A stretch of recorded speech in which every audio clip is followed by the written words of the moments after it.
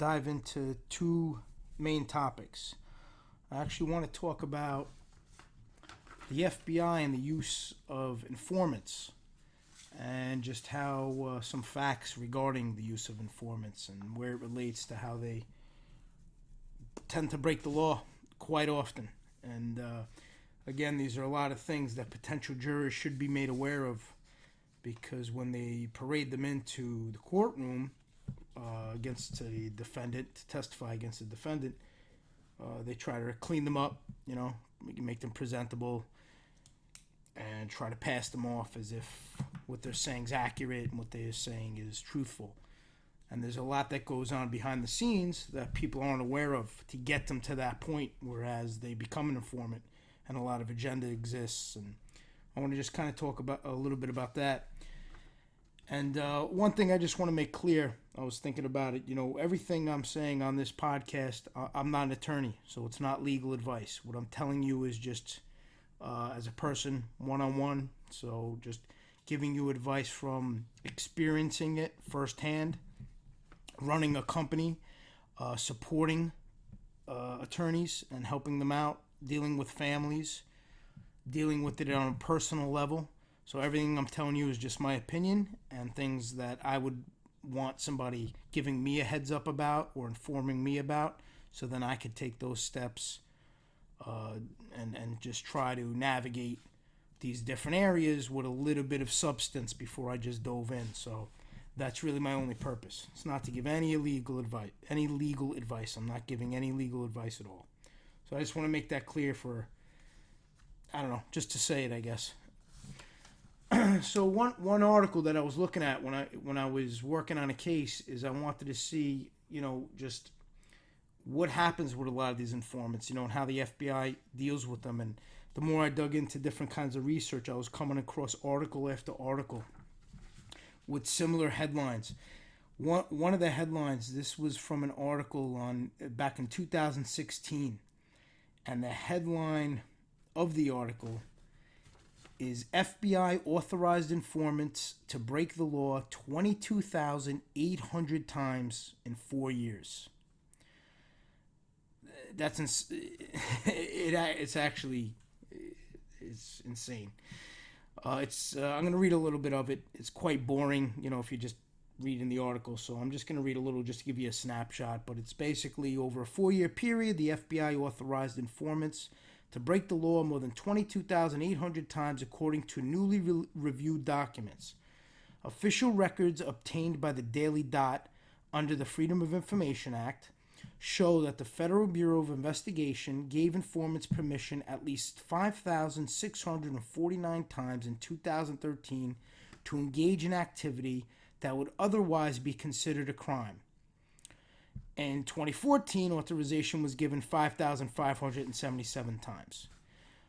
USA Today also, it appears they also gave different statistics for different years as well. In 2011, they were authorized to break the law 5,658 times. In 2012, 5,939 times, which it totaled up from the totals were from 2011 and 2014 were 22,823 crimes. Astounding.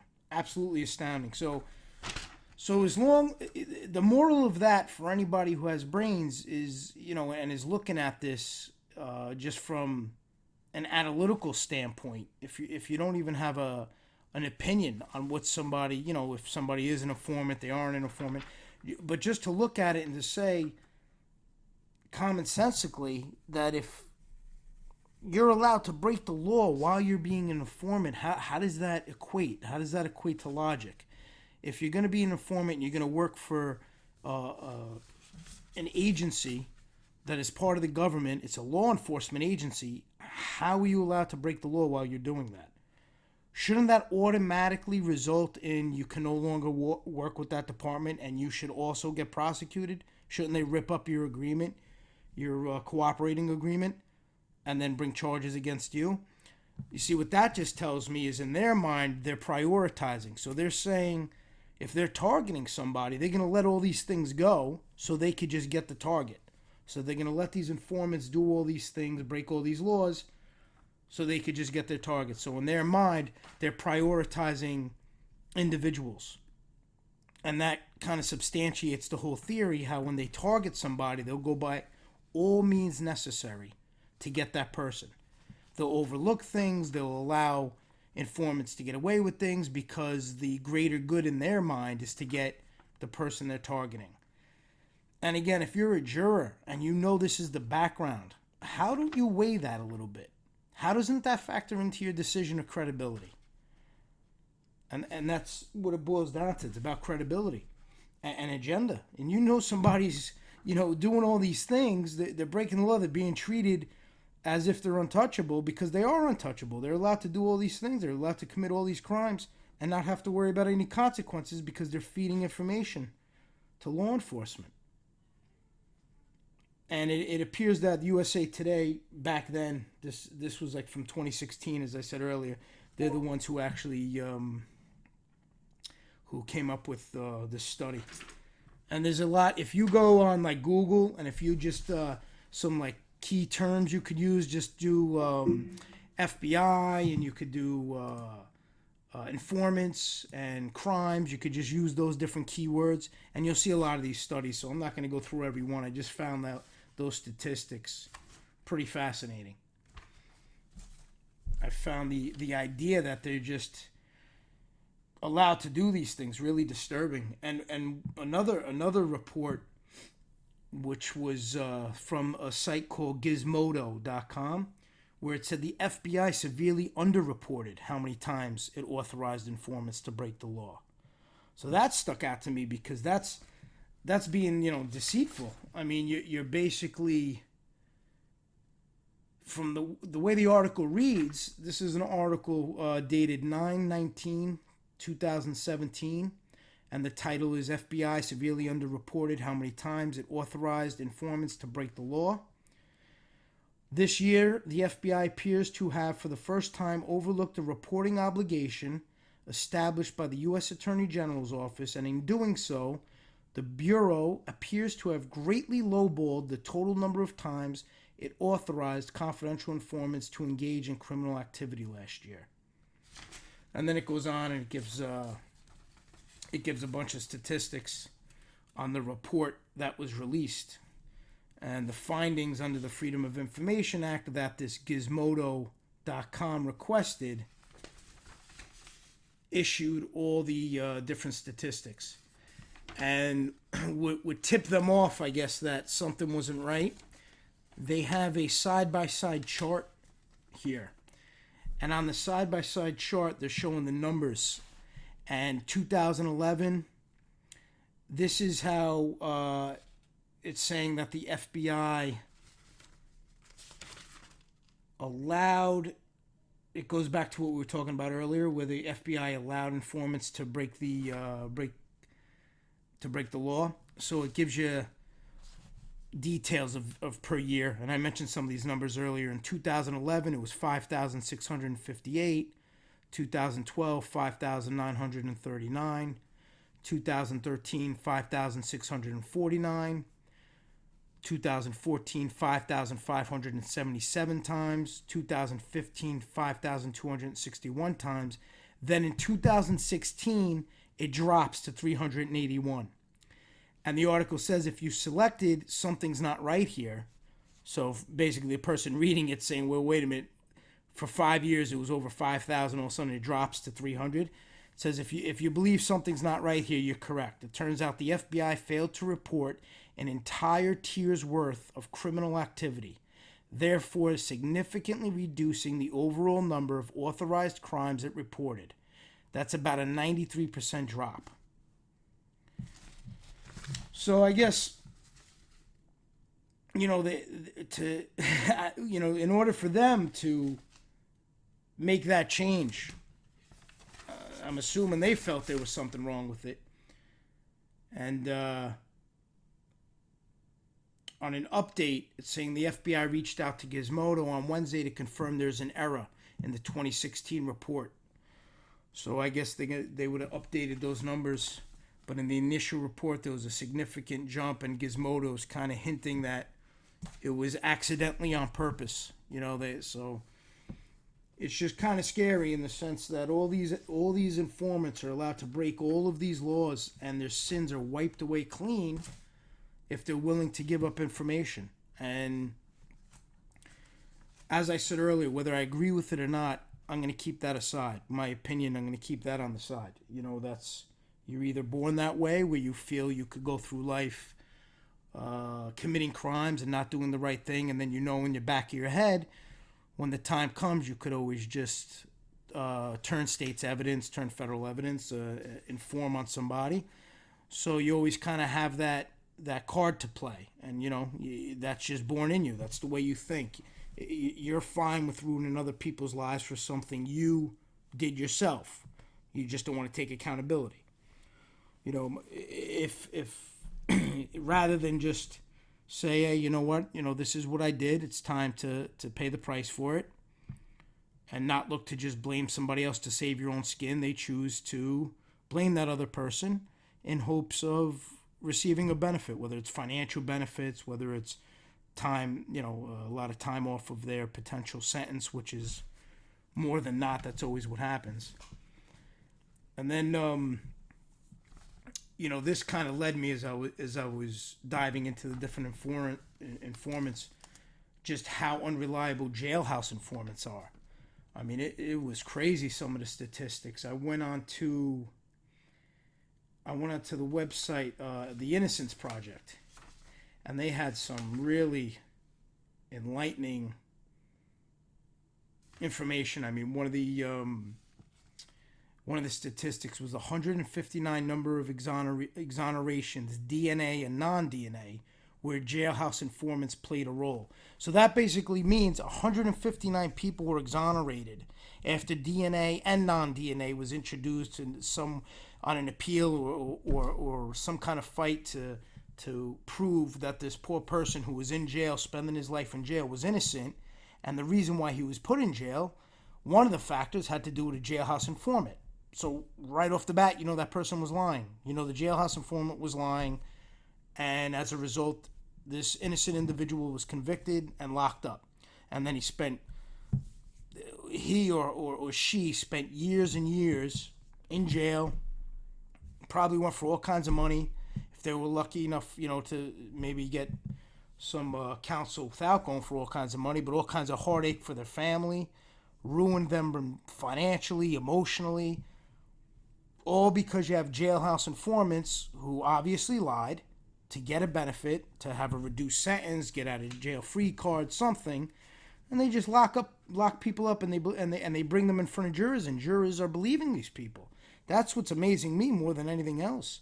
How does a juror just not use their own intuition and understand the person in front of them is a jailhouse informant? And there's some kind of huge benefit to them to be doing this. They're obviously going to get out of jail. They're going to get a break. They're going to get a reduced sentence. They're going to get something. You have to weigh that. You have to factor that in. I know the government tries to say that has nothing to do with credibility or their ability to tell the truth. That's complete nonsense.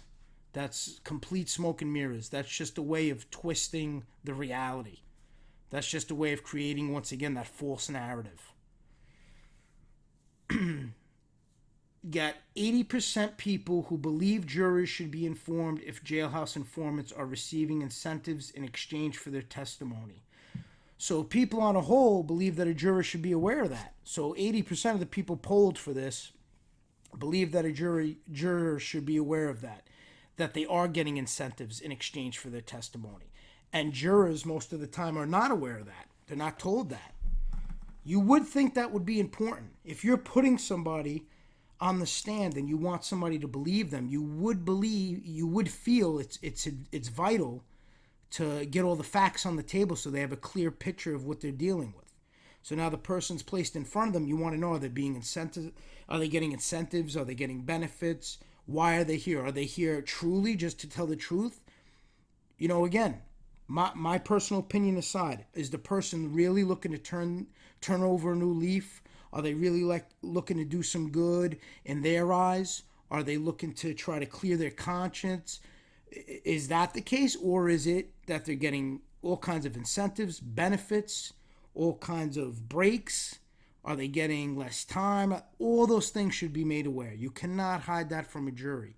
I don't understand it. And when you think about it, to hide it from a jury tells you that they're just trying to limit what the jury sees so they could have the prosecution and the case fit a certain tale, a certain story that they're trying to tell.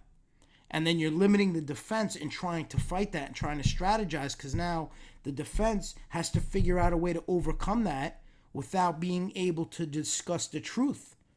So you're almost forcing the defense to avoid the truth to fight the case.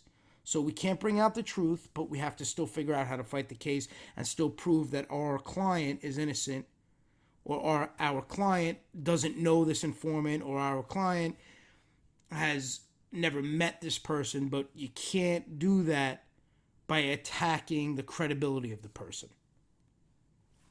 That's a big obstacle to get around, and that has to change. And I know there's different type of reforms going on, and there's different type of people trying to change this policy. And I really hope it happens one day. But the way things are going, I don't know how long that's going to take. So I feel the only way it could happen is just educate people, educate potential jurors, let them know these facts, let them understand these things, so when they are on the panel, they have all this in back of their head. So it doesn't matter whether or not the prosecution brings it up, they'll know about it in back of their head, and they could use their own judgment and their own knowledge and their own assessment when they're looking at each one of these individuals, each one of these informants, and trying to understand if they're telling the truth, if they're being motivated to tell the truth by making up certain things, if they're trying to make pieces of a puzzle fit just to benefit themselves.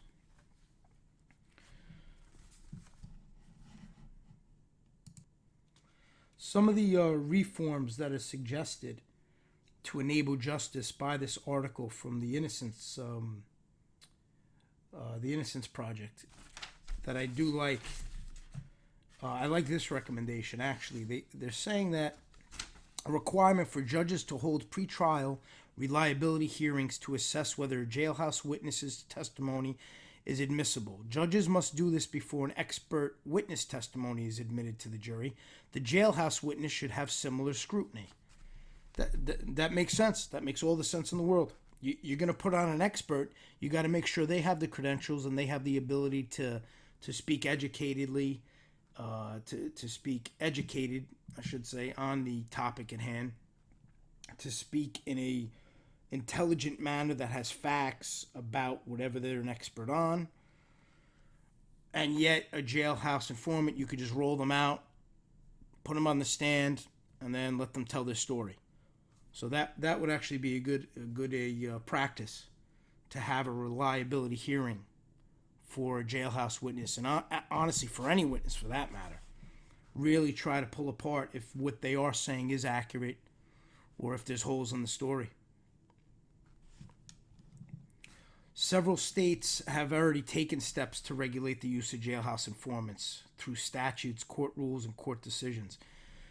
In Connecticut, they enacted a law in 2019 that provides protections against unreliable jailhouse witness testimony. At the defendant's request, prosecutors must disclose within 45 days whether they intend to introduce jailhouse witness testimony, and if so, must disclose key information about the jailhouse witness and their testimony, including any benefits that were offered or may be offered in exchange for their testimony. The law also requires the court to conduct a pretrial hearing to determine whether any jailhouse witness's testimony is reliable and admissible in homicide and sexual assault cases. Additionally, the law implements the first in the nation statewide tracking system for information about jailhouse witnesses, including the substance and use of any jailhouse witness testimony, cooperation agreements, and jailhouse witnesses, and any benefits that have or will be provided offered to jailhouse witnesses. So that's a good law to have. The Connecticut enacted that, and I don't want to go through each one, but Florida has one, Illinois, Nebraska, Oklahoma. the best thing to do if you really want to pull it up in detail, just to get an idea, you could just Google the title of the article, which is "Reforms That Enable Justice," and it's from the Innocence Project. So it's just fascinating, when you dive into it and you really see what takes place with these so-called witnesses and these so-called informants and the money they receive in exchange for their testimony, where they'll get, and I'm not even exaggerating because we just dealt with it on a case, hundreds of thousands of dollars over a few year period.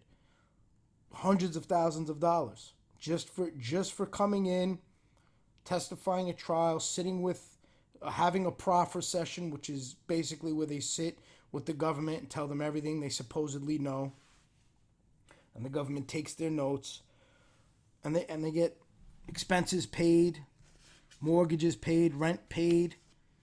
If they don't have a job, they get set up with a job. But if they don't have a job in the interim, they get a paycheck, health insurance.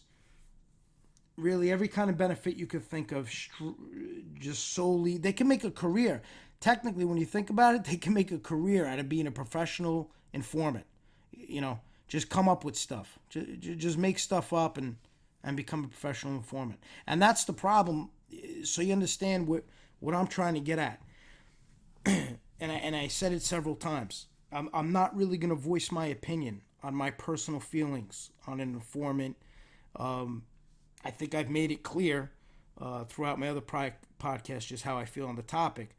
But that aside, for the average person, for the average citizen who's dealing with this, you should just weigh the fact that when these people are lying, that's a problem. If they're going to come in and be a legitimate witness, tell what you know. Do not make up lies.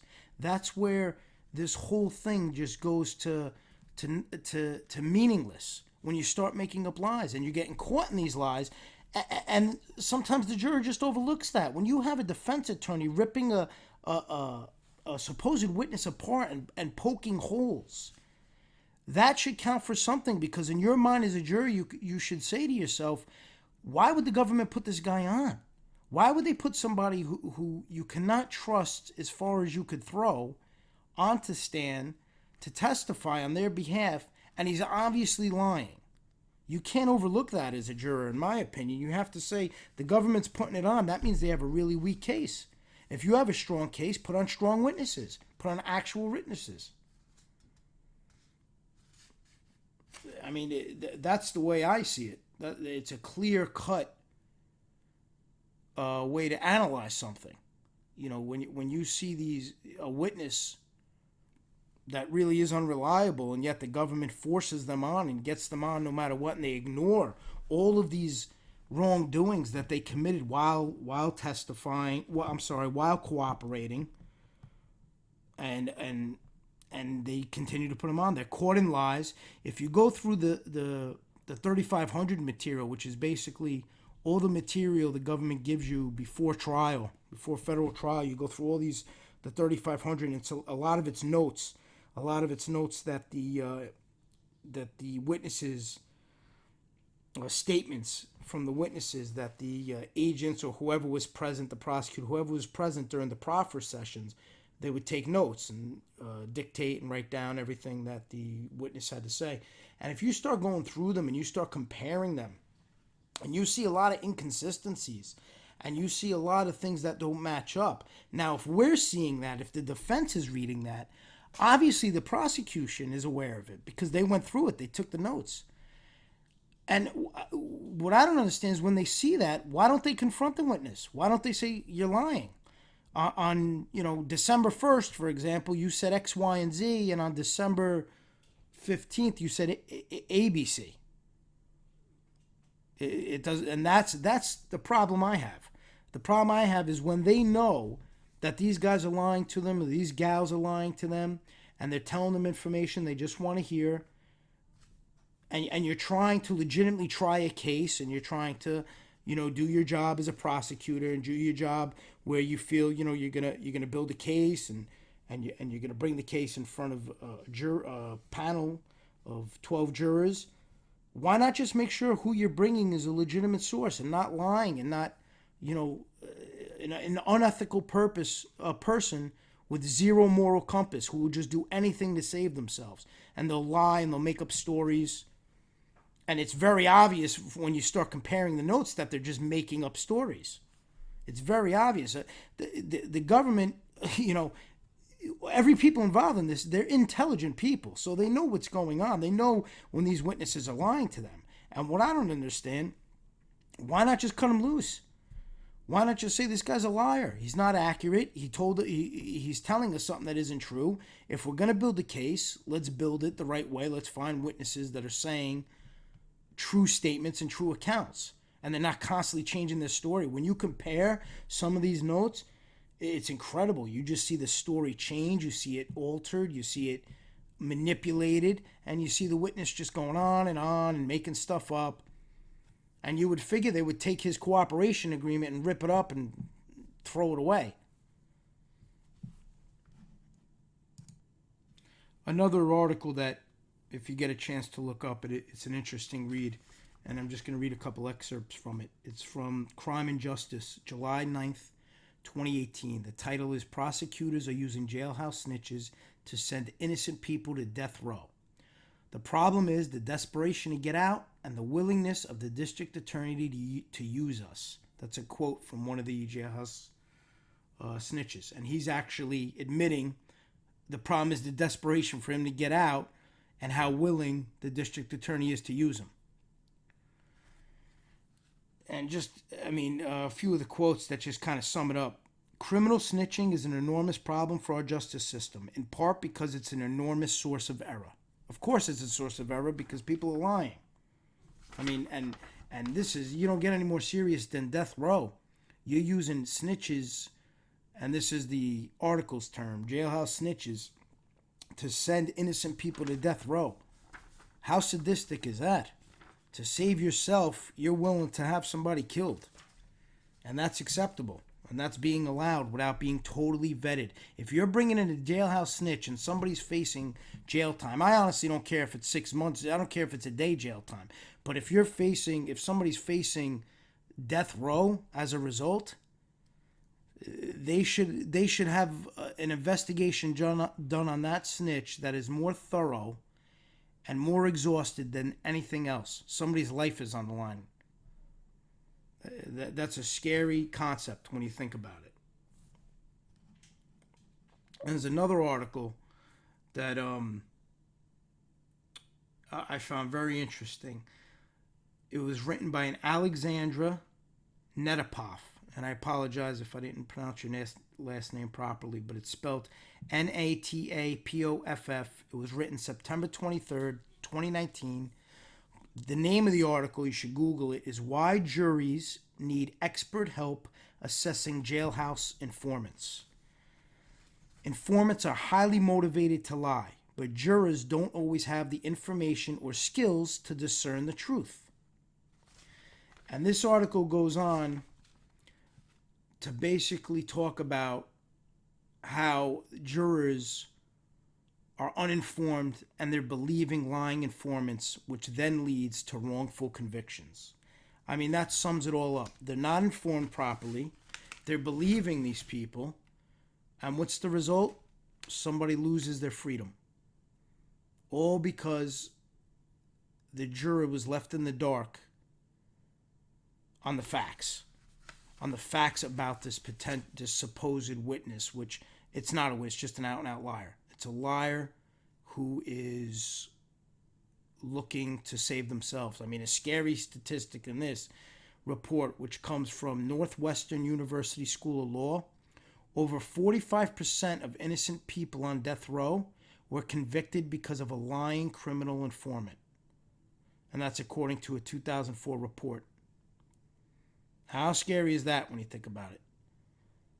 People were put on death row because of somebody lying. Look how strong a lie could be. Look how powerful it could be. And that's really the scary part of it all, because when you think about it, when you go through life and you deal with people and you interact with people, you probably always say to yourself, regardless whether it's a business deal, whether it's hanging out with your friends, whatever it may be, as long as you know you're doing everything the right way And as long as you know the parties involved are going to be honest about what the deal is and what you're doing, you have nothing to worry about. Because in your mind, you're saying, hey, listen, if they tell the truth, they want to be a witness, they want to be an informant, that's fine. As long as they tell the truth, I have nothing to worry about. That's completely wrong. It's one thing I learned throughout life and throughout running my organization and dealing with defendants. That's completely wrong. You got to get that out of your head. You have to start anticipating how people could twist the truth and how the reality could be lied about and what lies they can make up about you and how something could be so clear cut to you in black and white because you know the truth of it, you know how it played out. But if you're dealing with a liar, they're going to completely twist it. They're going to completely twist it and turn it upside down on its head. And then you're actually going to put in a situation where it's very hard to explain the truth and the reality because the lie is so deep and you're so far in that you have to try to figure out, well, how do I battle this? How do I battle this guy out and out lying? None of what he is saying is true. So I have to come up with how I could prove it's not true. And that's very hard. Disproving a lie is very hard. Because a lot of these liars / informants, they come across very convincing. And if you don't have competent defense counsel who could expose it and really dig deep and really go through their background and really dissect, as I said in the earlier episode, dissect the discovery and really go through it and find the loopholes and find where they were lying and investigate them and get an investigator to really find them so when you have them on the stand, you could rattle them. They'll really come across convincing. You know, they come across matter of fact. You have to realize they're prepped for that. They have prepping sessions. The government will sit with them and walk them through time and time again. The questions they're going to ask, the answers they're going to give. They have practice. As a defendant, you don't have any practice. You're brought in that courtroom. You're ready to go. The defense attorney can't have any practice cross-examining the witness. They have to do it on the spot. They could prepare in the background. They could prepare their questions, but they can't physically run through it. They can't have a trial run. The prosecution and the informant / liar have trial runs. They get to practice it. This way they perfect it. So when they're performing in front of the jury, it comes across really well. It comes across very accurate. They come across calm. They've had a lot of time to practice.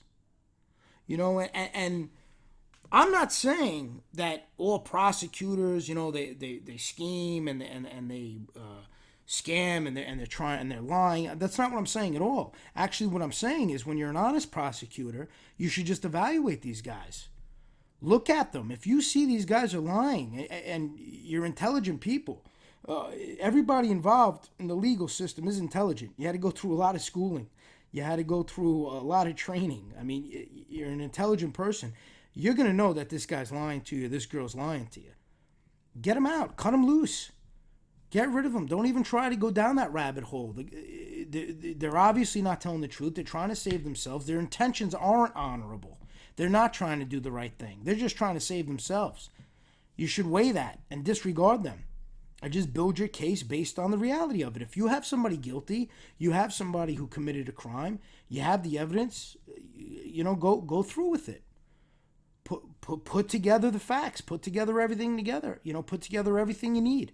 But if you see one of the potential witnesses or informants is lying to you, get rid of them.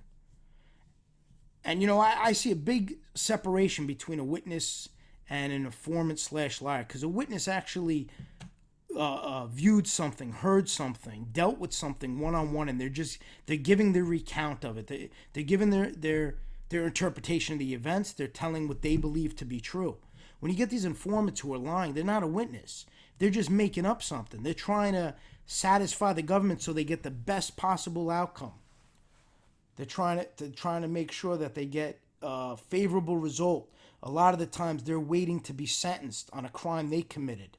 And a lot of times what happens is their sentencing hearing keeps getting put off until after the current trial that they're about to testify in is over. And to me, again, this is just me using common sense. That tells me they want to see how well they did at trial, and then that's going to determine how lenient the judge is going to sentence this informant. So you do a good job, which they're going to want to do, these liar slash informants.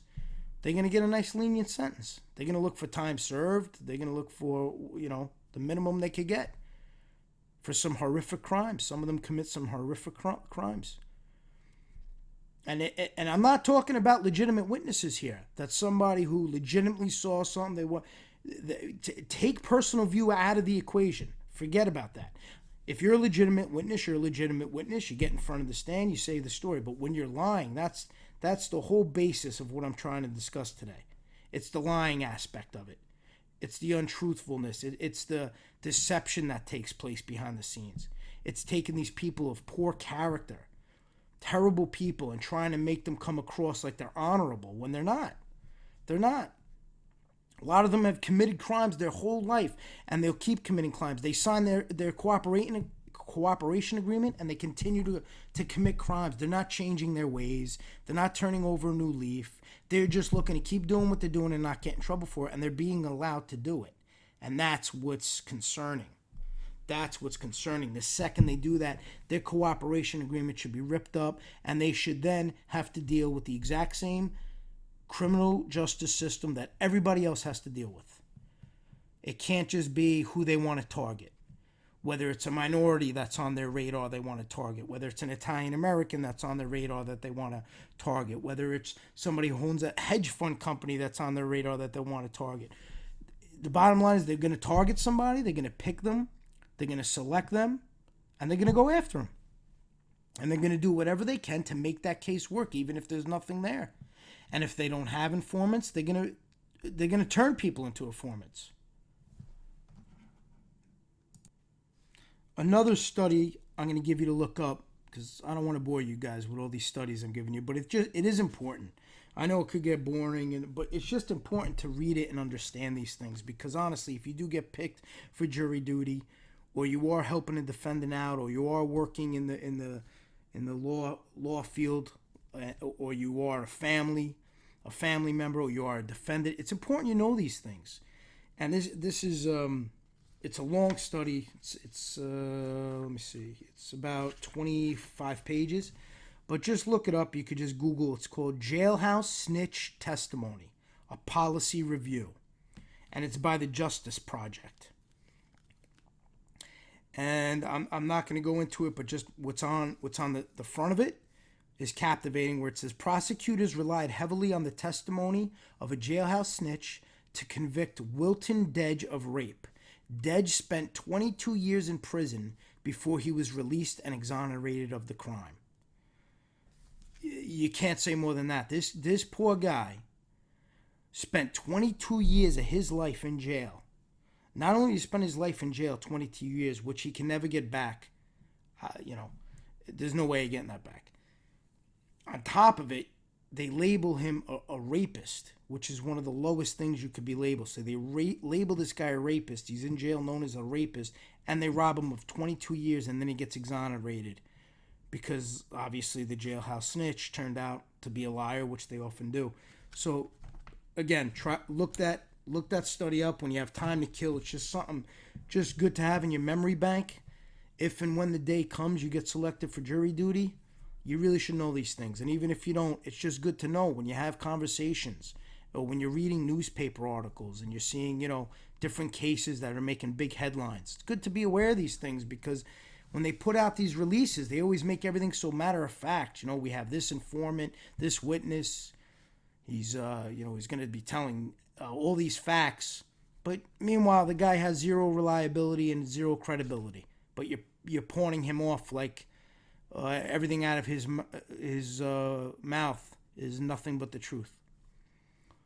And guys like that, they could raise their hand all they want, and they could put their hand on a Bible, or they could swear on whatever God they believe in, or when you're a liar, you're just a liar. None of that means anything. You're just going to lie. So that's all meaningless. I'm going to move on after this, but I found this very, very interesting as well. This article is It's titled Federal Prisoners Use Snitching for Personal Gain. How Snitches Pay for Freedom. This was in USA Today, and it was published December 14th, 2012. And I just want to read this one little caption where it says, at least 48,895 federal convicts, one of every 8, had their prison sentences reduced in exchange for helping government investigators. So it's how snitches pay for freedom. So that answers everything we were talking about earlier right there. You know, it's informants trying to figure out a way how to cut their sentence. So what is the agenda? You have a big agenda and you have a big motivation to jam somebody up. So you could get somebody comes in, they're in a high profile case, for example, let's say. You befriend them. You prey on their lack or their lack of ability to judge character.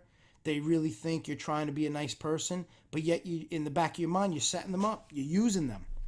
You're using that person to benefit yourself for a personal gain, and you don't care that you're going to lie on them. These guys don't care.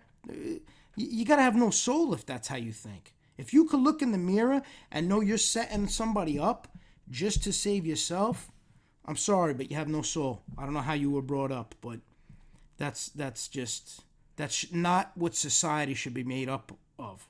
And that's why we have so many problems. That's why when you look on the news, you see all these horrible things that people do. And that's why there's a lot of people out there with no soul, no conscience, no respect for humanity. You know, I was raised to respect one another, to help people, to respect your elders, to be a gentleman, to really conduct yourself in a manner where it doesn't matter if you're dealing with the janitor or the President of the United States, you treat everybody with respect. You treat people the way you want to be treated. That's really what it's all about. And to try to jam somebody up and look to have somebody go to jail or to get locked up for something they didn't do because you want to set them up basically just to help yourself out. You have no conscience. Zero. And that's really what it boils down to. And there's a lot of articles on it. I mean, I just really wanted to dive into that today because when I was doing the research for my last case, it was endless articles that just kept coming up.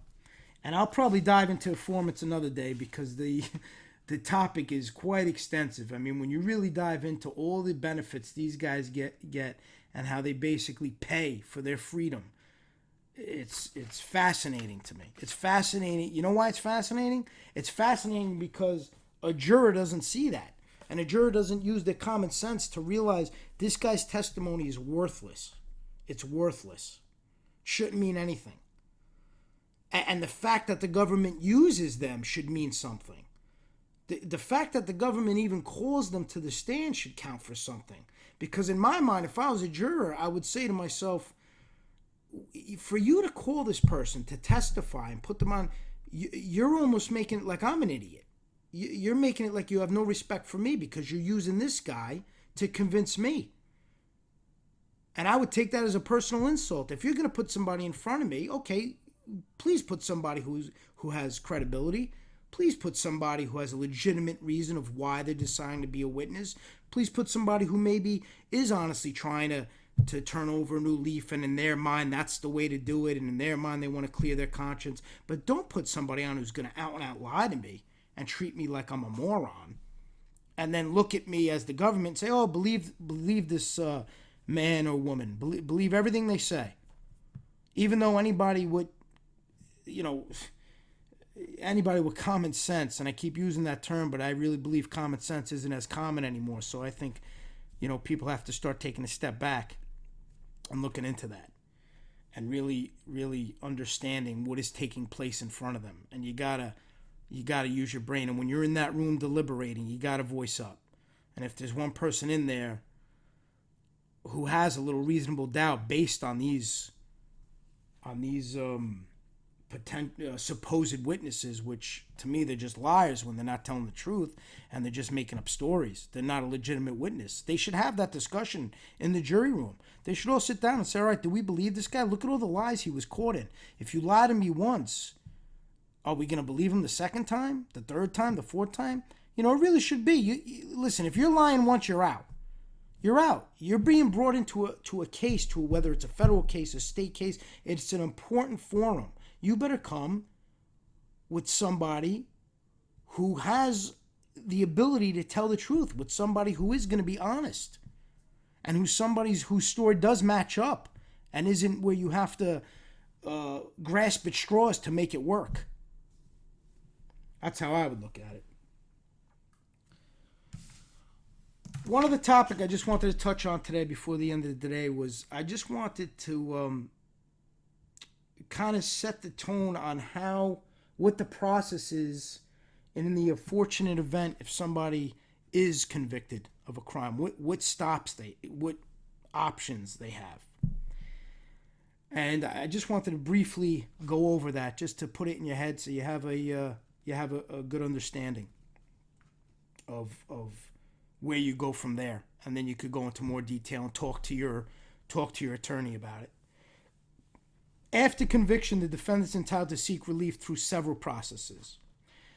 The processes allow the defendant to overturn his or her conviction based on errors that occurred at the trial level. The defendant is entitled to make a motion for a judgment of acquittal pursuant to Federal Rule of Criminal Procedure, Rule 29. So I don't want to get into explaining the whole Rule 29. It's going to bore everybody, so you could just look that up, Rule 29. The website of Cornell, Law Cornell, is a great website for looking up different rules and different regulations.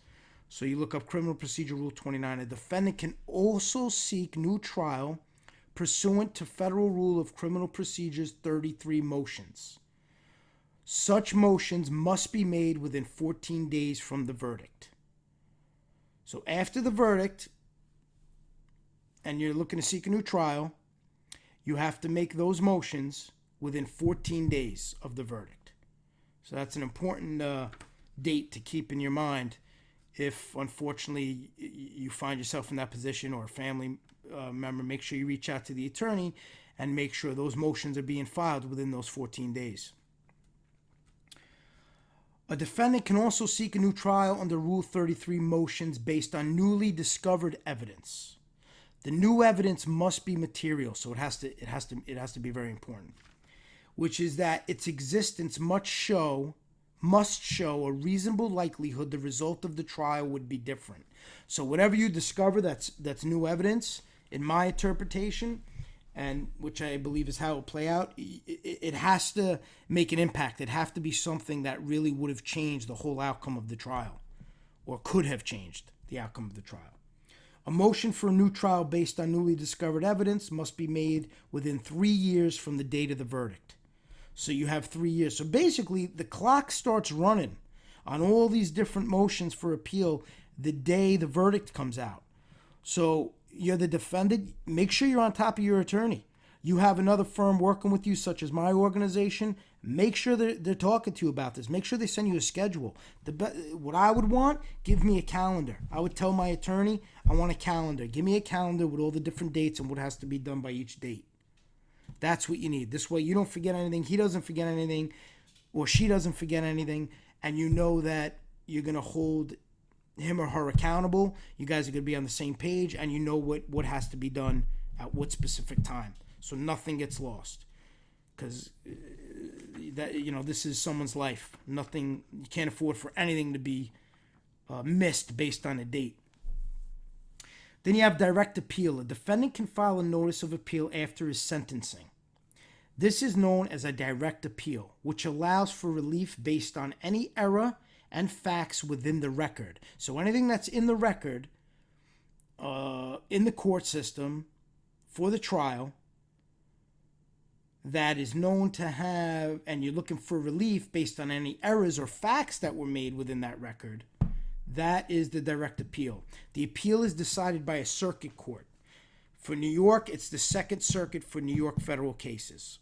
So it would go up to the circuit court. And then in the New York, it's a Second Circuit on a federal case.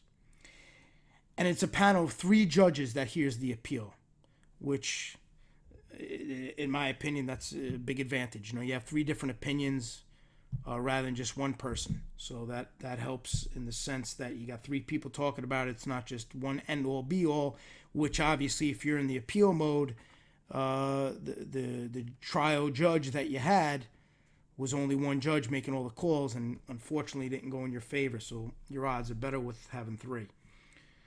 A majority of the three judges, so 2 out of the 3, is needed to win on appeal. Now, if the panel denies the appeal, the defendant can seek permission for an en banc review of a particular issue by the entire circuit court. So that gets circulated throughout the entire circuit court, and that's called an en banc review. So if you lose and you're denied, you have another option to seek permission, but you have to get permission. You got to get approved for an en banc review. And unfortunately, it's rarely granted. From what I understand, the odds of getting that are very slim. But if you do get it, the court may undertake an en banc review on issues of importance or those that have created a split amongst the circuit judges. So they could look into it and they could review it, but the chances are slim. Also, a defendant can request that the U.S. Supreme Court review an issue decided by the circuit court. And that process is called the writ of certiorari, which is a mouthful there, but that's what it's called. And then the defendant has a habeas motion, which is a defendant can seek habeas relief if all those other, what we spoke about, were exhausted. A defendant can seek habeas relief after his direct appeal is finalized. So when that's complete and that's been exhausted, this is typically called a 2255 petition. It must be filed within 1 year from the date that the conviction becomes final on direct appeal. So unfortunately, if you lose direct appeal and the conviction becomes final, you have 1 year to file a 2255 petition. And a habeas petition is based on constitutional error and facts outside of the record. I know today's topics may have been a little more, I don't want to say boring because I find it interesting, but I just wanted to be a little more informative, I guess, because I believe, it's very important. And I believe bringing these things, I know some of the statistics and stuff get a little mundane, but it's just important to understand those things, to really grasp when there's agendas involved and when you're evaluating somebody's character and you're evaluating somebody's testimony. Those are all things that are very important. And as a defendant, as the defendant's family, you want to have a general knowledge of these things. And as a potential jury, you want to have a knowledge of these things. Just all this stuff to try to educate any listener out there. And I'm hoping, hopefully we could grow with this. And if there's any topics of interest any of the listeners want to kind of hit on, please just feel free to leave a comment. Well, better than a comment, actually, just drop an email. You could drop it to my main corporate email, and one of my staff members will field it. Just put podcast in the subject, and it's info@justicetechpros.com. And anything you'd want to hear about, I'll try to incorporate some way, somehow. I have a few ideas for a lot of the upcoming episodes that I think are going to be helpful. And I think little by little, as it builds and as things kind of manifest organically, I think a lot of good can be done in this format. I said initially I wasn't really a podcast guy. I never thought I'd be doing a podcast, but sometimes events in life force you to change your opinion on certain things, and you want to try to help. And you want to try to do what you can to help others who could be in a situation. And running my organization and seeing families firsthand experience things and also going through things firsthand, it is overwhelming to say the least. And if you feel something you could do could help that, and while helping yourself and helping your own personal situation, you could help others, there's really not much better than that. So I appreciate you tuning in. Until next time.